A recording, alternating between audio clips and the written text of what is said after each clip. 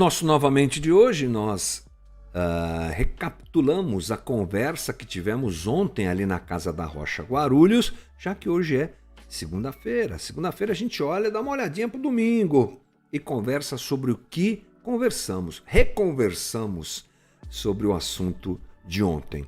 E qual foi o assunto de ontem? Lembre-se, estamos em Lucas, trafegando, andando sobre o texto, trecho a trecho, devagar, não esquecendo de forma nenhuma dos links, porque o grande perigo é nós lermos um texto de forma isolada, sem percebermos o que se diz antes, nem entendermos o que vem depois. As coisas são muito, muito importantes para a compreensão do texto bíblico. É assim que a gente está indo em Lucas. De gavarinho, a gente está aprendendo um pouquinho domingo a domingo. Ontem andamos do capítulo 8, 16 até o 21.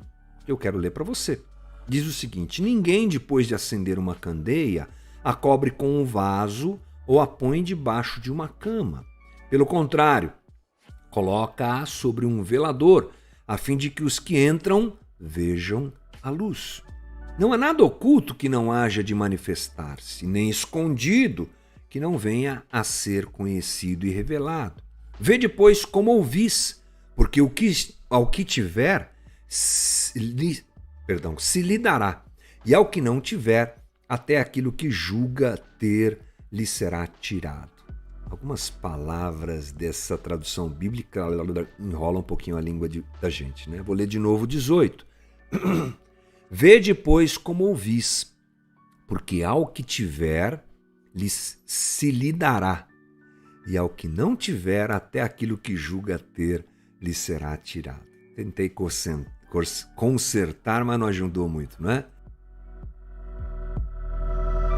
Bem, não esqueça que nós estamos seguindo o texto. Na sequência do texto, essa passagem vem depois da parábola da semente. Lembra?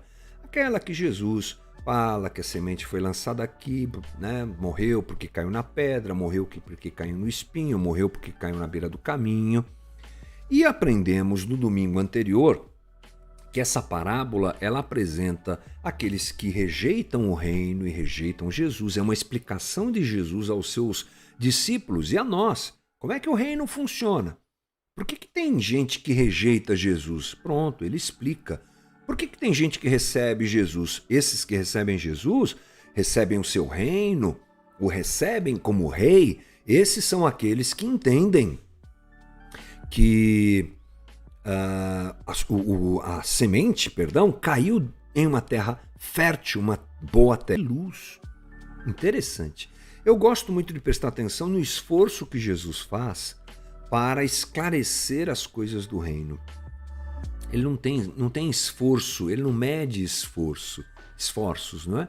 Ele quer que as pessoas entendam o que é que está acontecendo. Então, ele agora muda a conversa de semente para luz. É uma maneira que ele apresenta o reino e é uma maneira de ele apresentar o que acontece com as pessoas que recebem o reino. No versículo 16, para a gente lembrar, diz: ninguém, depois de acender uma candeia, a cobre com o vaso ou a põe debaixo de uma cama. Pelo contrário, coloca-a sobre um velador, a fim de que os que entram vejam a luz. Então Jesus está dizendo o seguinte: o reino brilhou e ninguém mais vai esconder o reino. O reino agora vai explodir e vai ser colocado em evidência. E ele também, entendo que, chama atenção para o que acontece com a pessoa que recebeu o reino. O que acontece com aquele que recebeu o reino? O que é que vem depois? A semente brotou, a semente explodiu, a semente germinou, e aí? Bom, e aí que diz Jesus nessa parábola, ou nessa explicação, nesse texto, nessa conversa, que a gente não consegue esconder o que a gente é. A gente não pode colocar uma candeia escondida debaixo de um vaso ou da cama. Ela precisa ser apresentada, ela precisa ser vista. Na verdade, eu entendo que Jesus está dizendo que o coração que recebe o Evangelho precisa entender que o que aconteceu foi um novo nascimento. É assim que a gente deve viver a partir de agora. A semente brotou. Não é só uma adesão à religião, não é só uma adesão a normas, não é só uma adesão ao tipo de postura posso, não posso. É um novo nascimento. A partir daí é que as coisas devem ser vividas, porque a semente brotou no meu coração. Ontem eu li diversos textos que Paulo registra esse processo, chamando esse processo de vida nova. Eu citei lá 2 Coríntios 5,17, portanto, se alguém está em Cristo, é nova criação, é nova criatura, é nova gente, nova vida, novo ser humano. E assim vários textos que eu usei no sentido de fazer com que a gente perceba isso. Não é adesão a uma religião. Cristianismo não é uma adesão a regras e normas. Cristianismo é gente nova, fôlego novo, velho homem que se transforma em novo homem. E os discípulos precisam saber disso. A luz brilhou na escuridão deles. Portanto, um discípulo de Jesus não somente segue os ensinamentos de Jesus, sim, também segue. Mas, em essência, ele é outra pessoa. Então, quero lembrar que é importante que nós não tratemos o Evangelho como uma religião baseada em comportamento, mas sim como uma luz que brilha no interior do homem, trazendo vida nova e comportamento novo. Por quê? Porque eu faço o que sou. O que eu sou sempre vai aparecer. O que eu sou sempre vai brotar. Sempre farei o que sou. Eventualmente, pessoas fazem o que não são. Mas uma hora ou outra, isso se desmonta, porque não é a essência, porque não é o coração, porque não é a realidade. É tipo assim um palmeirense que resolve torcer pro Corinthians, porque de repente o Palmeiras não está muito bem. Eu sei que não é essa a verdade, é só uma piada aqui, um exemplo que não deve ser dos melhores, mas tudo bem, vamos lá. Ele de repente acorda e fala assim, o Palmeiras não é o melhor time. Ele é palmeirense, mas ele fala, agora eu vou torcer pro arquirrival, vou torcer pro Corinthians. Ele compra a roupa do Corinthians, compra a camiseta do Corinthians, ele fica acompanhando os blogs do Corinthians, mas o coração dele tá lá no Palmeiras. Um dia ele vai num jogo lá na arena do Corinthians, lotada, só gaviões da Fiel, e ele tá lá no meio, de camiseta do Corinthians e gritando, vai Timão, mas de repente o Corinthians não tá jogando muito bem, que aliás é o que tá acontecendo, né? Contrata, mas não joga muito bem.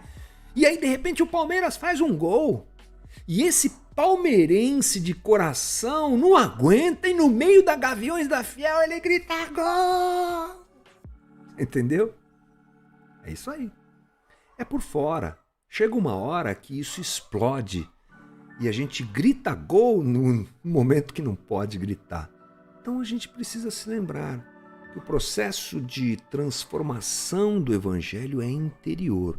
A gente luta para fazer o certo, mas sempre priorizando que ele seja fruto do coração. Então a gente sempre é levado a olhar para o coração, não é?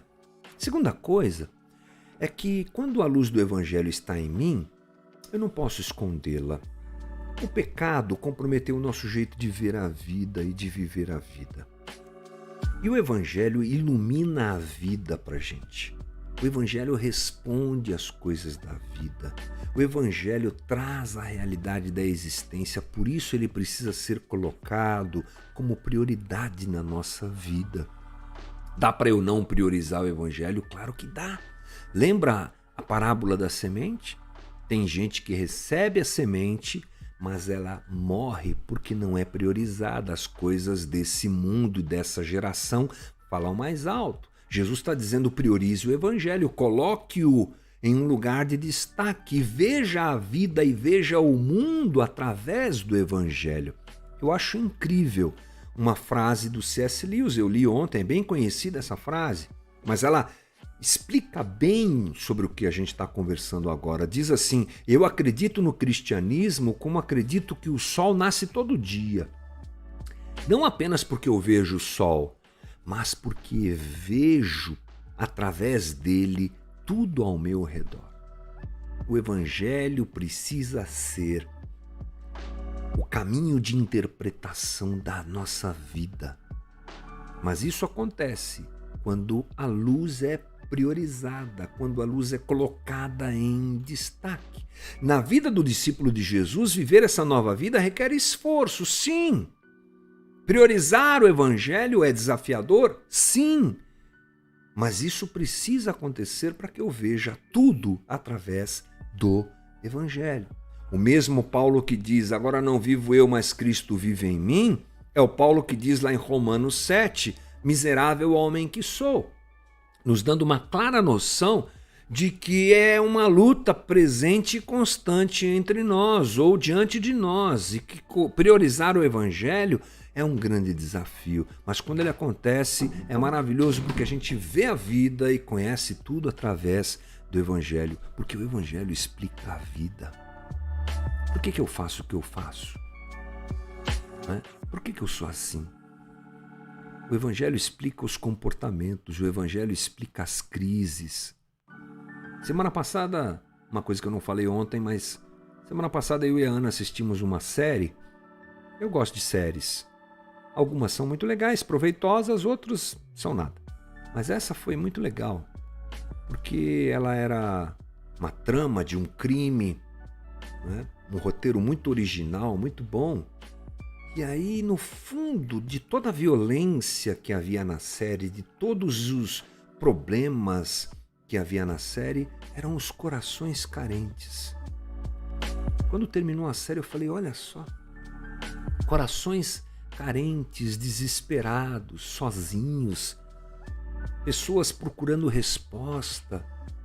Até uma série a gente consegue enxergar o que está acontecendo através do Evangelho. Ele explica o que está ao nosso redor, mas, em terceiro e último lugar, já correndo aqui, ele explica o que está dentro da gente.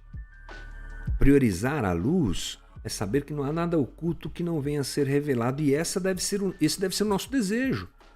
Que a luz do Evangelho ela se interiorize em nós, e que as nossas trevas também sejam iluminadas pela luz do Evangelho. Ou seja, o Evangelho não é só a luz que ilumina o que está ao redor, é a luz que me ilumina. Aliás, ela começa me iluminando e depois eu posso enxergar o mundo através dela. Portanto, o revelar das nossas trevas é o caminho para uma efetiva transformação em Cristo. Toda manifestação da luz em nós traz revelação do nosso ser, de quem nós somos, mesmo e inclusive das coisas que nós não gostamos de enxergar. E às vezes, porque não gostamos de enxergar, nós selecionamos o que vai ou não ser iluminado. E isso é justamente o que mais nos deixa enfermos. Só podemos viver a plenitude do Evangelho, e esse deve ser o nosso desejo, sermos como Cristo, imitadores mesmo de Cristo, cristãos, ou seja, pequenos cristos, se nós desejarmos e permitirmos que a luz entre completamente em nós. Cada área, cada loucura, cada dor, cada miséria, cada vingança, cada inveja seja iluminada pela luz do Evangelho, e assim a gente possa viver o que Jesus quer que a gente viva. Esse encobrimento que fazemos não é positivo. E aí vale a máxima daquele hino cristão antigo: deixa a luz do céu brilhar. Agora, não se preocupe, porque quem está dirigindo tudo isso em nós é o Deus amoroso. Então não tema, deixa a luz brilhar. Ela vai colocar os monstros para fora, vai iluminar coisas que não são legais, mas é Ele, dentro do seu amor maravilhoso e completo, que está agindo em nós. É dessa luz, mesmo que desconfortável, que surge a possibilidade de que uma progressão positiva aconteça na gente. E é desse enfrentamento que que nasce o nosso tesouro interior. É essa luz que brilha em nós. Então, se a semente já brotou no meu coração, no seu coração, agora deixa a luz do céu brilhar. Pegue o Evangelho, meu irmão, minha irmã, e coloque ele no lugar de destaque. Ele vai iluminar as tuas trevas, você através dele vai enxergar tudo, e esse movimento de ser e não só fazer será uma realidade na minha vida e na tua vida. Esse é o nosso Novamente de hoje. Amanhã tem mais, que Deus nos abençoe. Bora lá.